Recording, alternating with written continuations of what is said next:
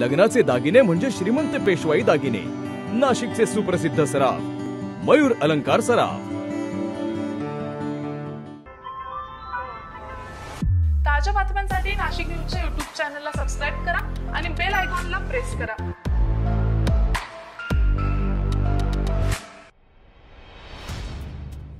नाशिकमध्ये मकर संक्रांतीच्या सणाला गालबोट लागलंय.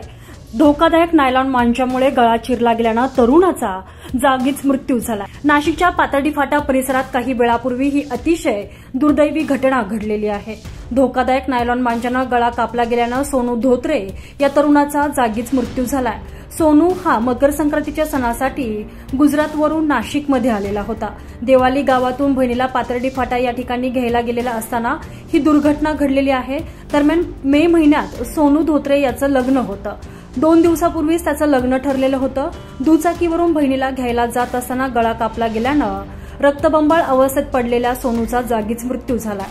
गेल्या काही दिवसापासून नाशिक पोलिसांकडून धोकादायक नायलॉन मांजा विरोधात कठोर कारवाई केली जात असली तरी देखील नायलॉन मांजाचा सर्रासपणे आज वापर होत असल्याचं या घटनेतून उघड झालेलं आहे.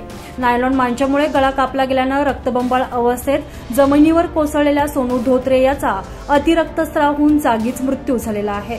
समोर स्क्रीनवर दिसणारी ही दृश्य मन विचलित करणारी आहे.